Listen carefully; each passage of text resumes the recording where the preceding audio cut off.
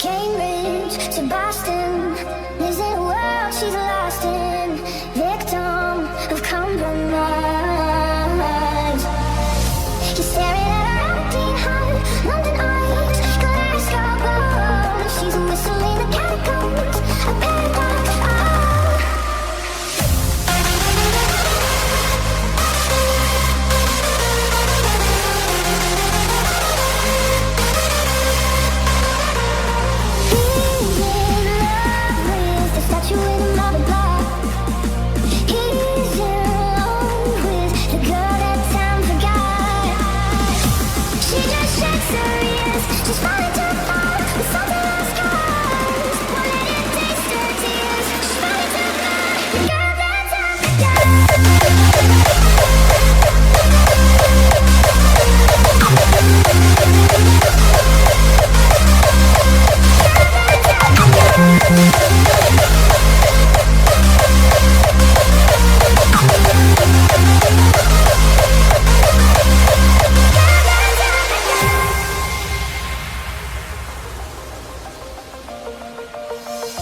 Wasted moments for our potential that torments, an angel in disguise. But he can see her empty heart, London eyes, Glasgow bones. She's a whistle in the catacombs, a paradox.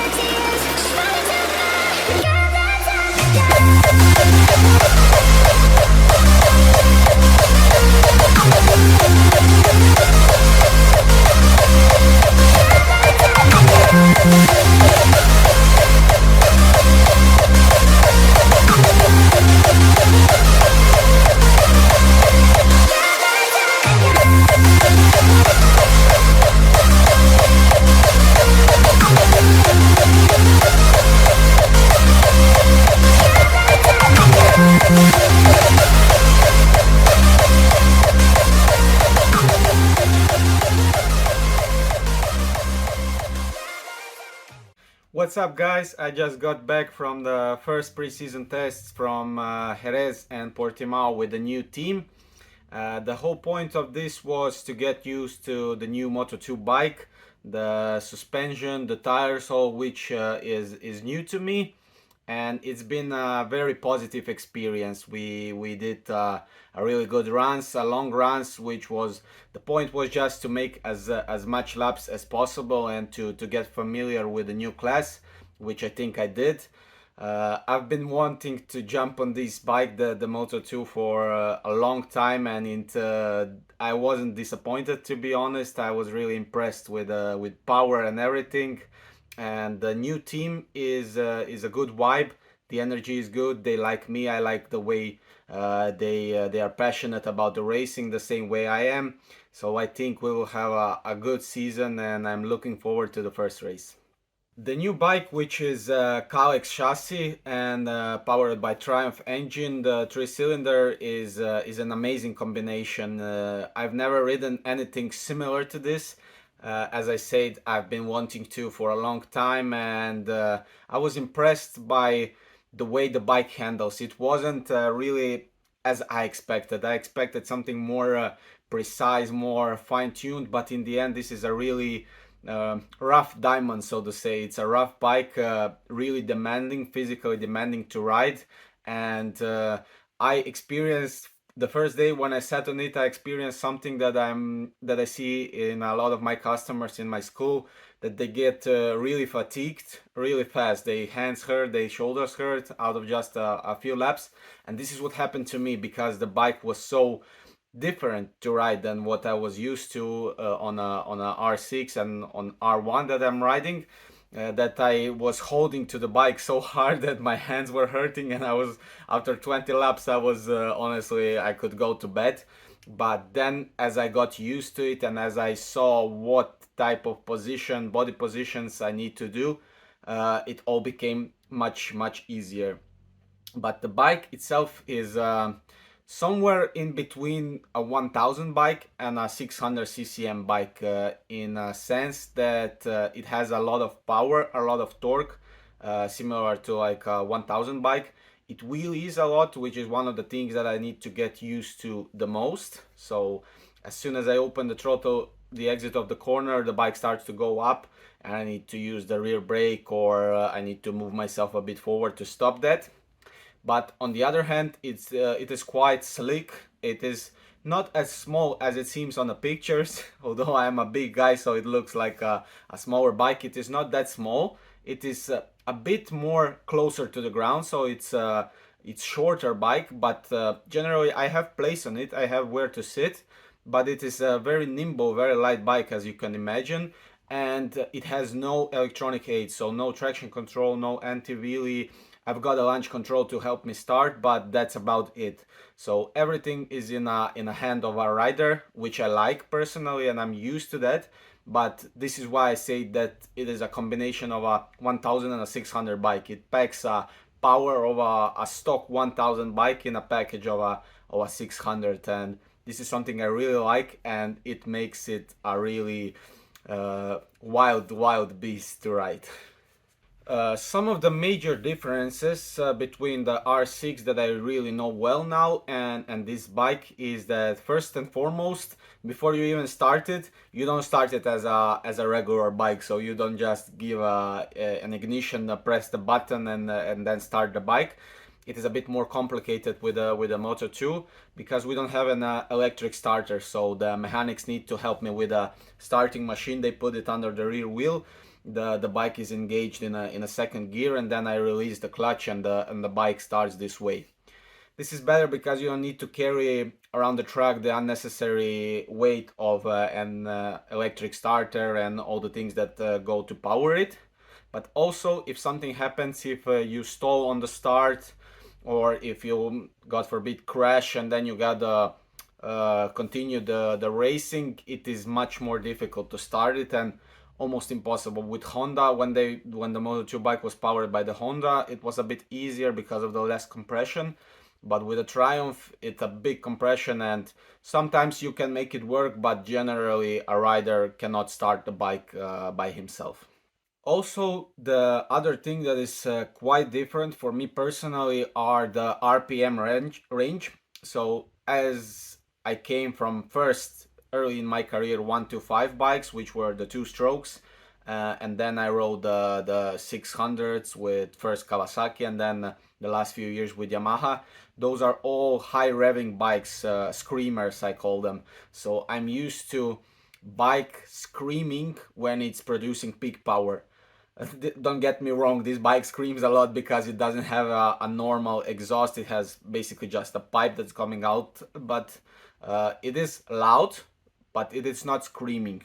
The RPM rev limiter, so the rapapapapa, which you heard on the bike, is starting on a 14,000, whereas on a R6 it was starting on 16,000. So you got 2,000 revs per revolution of the motor less, which makes it a bit more deep and dull sound. So at first I was always hitting the rev limiter because I thought the bike was not producing the peak power, but I needed to get used to that deeper sound coming out of the throttle and still having that power.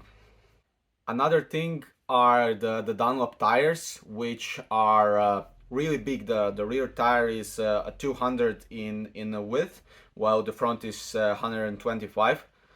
And because of that, you can make a lot of lean angles. The tire have a really good grip. You can push a lot on the throttle really aggressively. But because they are so big, they are a bit harder to turn. So this bike, you need to use a particular style which is quite different to the one I've been using before. Whereas you need to use a lot of engine brake and a lot of rear brake to help to rotate the bike. One of the things, however, I am getting used to, or I knew from before, was rotating the bike with a throttle, or sliding as you may call it. It is not to show off or to make a nice burnouts, but instead to, in the middle of the corner, use a little bit of slide to rotate the bike and get it easier out of the corner. All of this make it complicate to be really fast, so to extract those final a few half a second or a few tenths. But when I get used to that and when I really feel comfortable with it, I think I will be able to ride a super bike as well as I did with a 600. And Portimao as the track, man, I loved it. As many of you may know, the Sachsenring is my favorite racetrack in the world, which is basically the most similar track to Portimao as there is. It's up and down, almost all corners are blind, and so are in Portimao. So the track is a roller coaster, they call it. So you can imagine how that looks like. And you're always on the edge. You never know. I mean, you know when you do enough laps, but you are led to yourself and to your trust in your instinct and your bike. You really need to know precisely where the track is going, even though you cannot see it. And as I said, you need to have that self-trust and that courage, and we riders say balls, to go into the unknown. The whole track is up and down, and it has a lot of really nice high-speed corners. Especially the first braking into turn 1, which is downhill, is one of my favorite sections. I really like hard braking, and this one really feels nice. It also has some tricky corners, especially the last two. The last sector is quite tricky for me to understand because it's bumpy, and it also goes a lot of downhill, which can be quite scary. I've lost the front a few times there, no crashes luckily, but some sketchy moments. So I still need to get used to that last sector. But overall, I love the track. I still cannot say it's my favorite one because it just misses that some final bit of good results, of good memories, which I definitely do have with the Sachsenring. But if that happens, hopefully, then I think it's a very strong candidate to be my favorite track. And for the end, I hope you liked this kind of content, this kind of video. I'm really trying to get something out of my very tight schedule, to get some time to broadcast the things that I'm doing behind the scenes that you guys cannot see apart from the racing. And I know it's not always perfect, but I try my best, and it will be better as I continue doing it. And for you to support me, for you to let me know that you like it, you can just press the like button, comment what you think, if you have some suggestions how to make it better, share it of course, and that will keep me motivated to go on with it, and for you guys to know what's going on. So that's it. Big thanks to all of my sponsors who are of course making it possible, without whom I couldn't be doing what I'm doing. Big thanks to them, and I'll see you guys in a next video, vlog, racetrack, whatever. See you. Bye bye.